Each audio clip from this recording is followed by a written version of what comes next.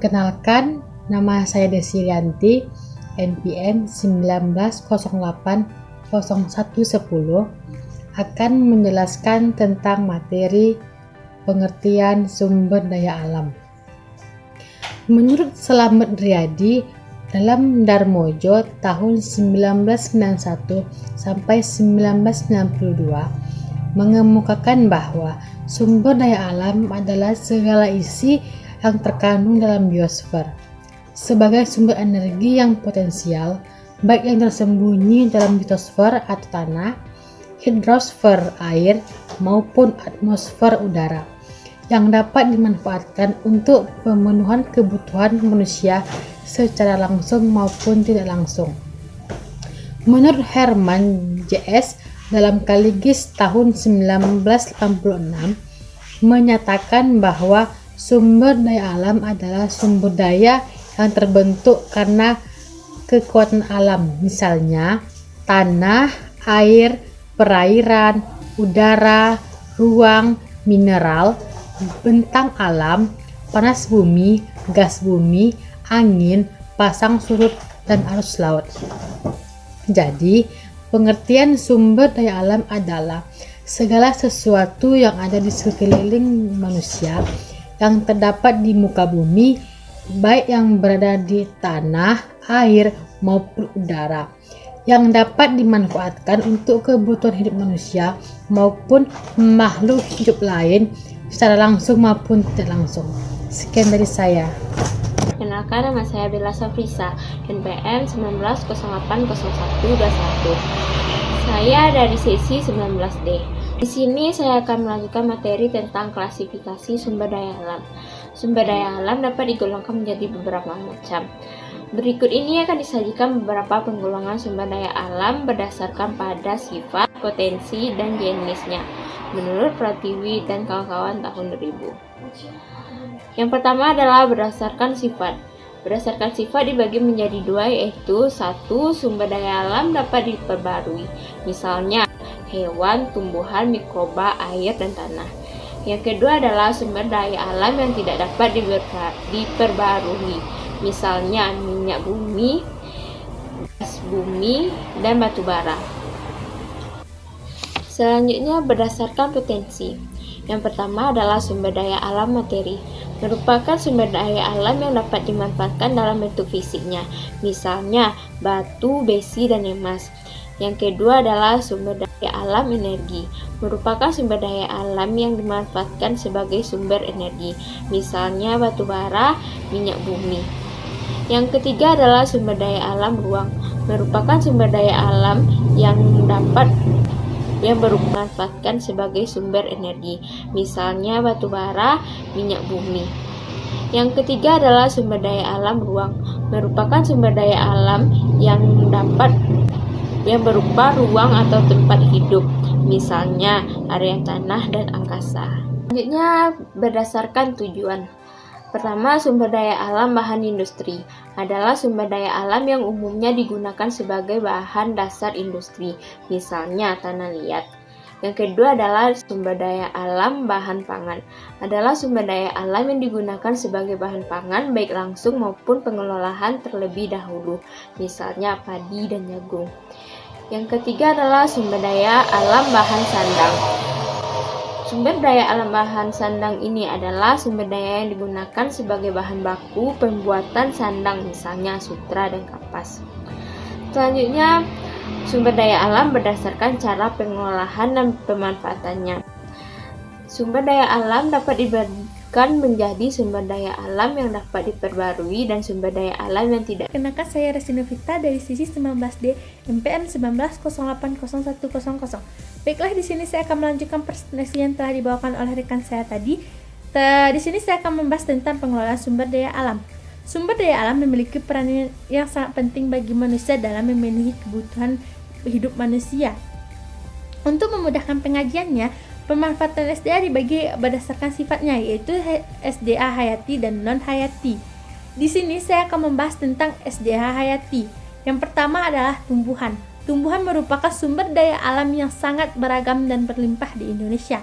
Organisme ini memiliki kemampuan untuk menghasilkan oksigen dan pati melalui proses fotosintesis. Oleh karena itu, tumbuhan merupakan produsen atau penyusun dasar rantai makanan. Selanjutnya, pertanian dan perkebunan. Indonesia dikenal dengan negara agresif karena sebagai besar penduduk Indonesia mempunyai mata pencarian pertanian dan bercocok tanam. Selanjutnya, hewan peternakan dan perikanan. Sumber daya alam hewan dapat merupakan hewan liar maupun hewan yang sudah diternakkan atau sudah dibudidayakan. Pemanfaatannya dapat membantu pekerjaan manusia seperti kerbau, sapi, dan lain-lain. Dan juga bisa seperti jadi bahan panggang manusia seperti ayam, sapi, kambing yang bisa dimakan oleh manusia. Selanjutnya, sumber daya alam non hayati. Sumber daya alam non hayati adalah sumber daya alam yang dapat diusahakan kembali keberadaannya dan dapat dimanfaatkan secara terus-menerus atau dapat dipakai secara terus-menerus seperti air, angin, tanah, dan dapat diusahakan kembali keberadaannya dan dapat dimanfaatkan secara terus-menerus atau dapat dipakai secara terus-menerus seperti air dimanfaatkan oleh manusia atau secara terus-menerus.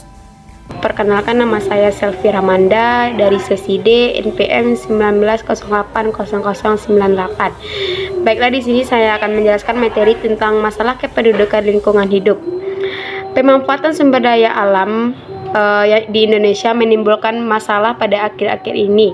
Masalah yang pertama, masalah kesempatan kerja bagi penduduk yang terus bertambah setiap tahunnya. Masalah pertambahan angkatan kerja dan pengembangan industri. Sehubungan dengan pertambahan angkatan kerja tersebut, masalah pengandaan dan permintaan akan bahan-bahan dasar seperti kayu, seperti bahan-bahan mineral. Jika penggunaannya secara berlebihan, maka akan dikhawatirkan akan berdampak kepada generasi yang akan datang atau generasi selanjutnya. Dan masalah pembiayaan, penentu arah dan pola pendidikan, riset dan perkembangan teknologi yang sangat berbeda antara negara satu dan negara lainnya. Masalah yang berkaitan dengan kepincangan neraca perdagangan nasional, di mana perbandingan nilai ekspor dan impor terlalu besar. Pada negara-negara impor terlalu besar. Pada negara-negara maju ekspor, barang-barang jadi ke negara berkembang memiliki nilai yang sangat besar dibandingkan impor yang dilakukan di negara maju. Saya Ralinda Pertasari, NPM 19080116. Di sini saya akan menjelaskan tentang prinsip dan usaha pelestarian sumber daya alam atau SDA dan lingkungan hidup. Pengelolaan mempunyai ruang lingkup yang luas dapat dengan cara yang mereka ragam pula. Bentuk atau cara pelestarian dapat pula kita mengenal seperti satu, cagar alam adalah sebidang lahan yang dijaga untuk melindungi fauna dan flora yang ada di dalamnya. Kedua, cagar budaya, yaitu cagar budaya memiliki pengertian yang sama dengan cagar alam, hanya saja yang dilindungi bukan suatu daerah, melainkan suatu hasil kebudayaan manusia, seperti sebuah candi dengan daerah sekitarnya. Ketiga, cagar biosfer. Cagar biosfer dapat meliputi suatu daerah yang telah dibudidayakan manusia, misalnya untuk pertanian secara tradisional dan pemukiman. Keempat, suaka alam, yaitu suatu kawasan yang memiliki ciri khas berupa keragaman dan keunikan jenis flora yang untuk kelangsungan hidupnya dapat dilakukan pembinaan terhadap habitatnya. Kelima, suaka marga satwa, yaitu suatu kawasan yang memiliki ciri khas berupa keragaman dan keunikan jenis satwa yang untuk kelangsungan hidupnya dapat dilakukan pembinaan terhadap habitatnya. Keenam, tanaman nasional, yaitu kawasan pertanian secara tradisional dan pemukiman. Keempat, suaka alam, yaitu suatu kawasan yang memiliki ciri khas berupa keragaman dan keunikan jenis flora yang untuk kelangsungan hidupnya dapat dilakukan pembinaan terhadap habitatnya. Kelima, suaka marga satwa, yaitu suatu kawasan yang memiliki ciri khas berupa keragaman dan keunikan jenis satwa yang untuk kelangsungan hidupnya dapat dilakukan pembinaan terhadap habitatnya. Keenam, tanaman nasional, yaitu kawasan pelestarian alam yang memiliki ekosistem asli, dikelola dengan sistem zonasi yang dimanfaatkan untuk tujuan penelitian. Di sini adapun azas pokok adalah sebagai berikut. 1. Suatu tanaman nasional harus relatif cukup luas. Kedua, tanaman nasional harus memiliki sumber daya alam yang khas dan unik baik flora dan fauna. Ketiga, tidak ada perubahan karena kegiatan pelestarian pemukiman penduduk. Keempat, kebijaksanaan dan pengelolaan tanam nasional berada pada departemen yang kompeten dan bertanggung jawab. Kelima, memberikan kesempatan kepada perkembangan objek wisata lain. Sekian dari saya.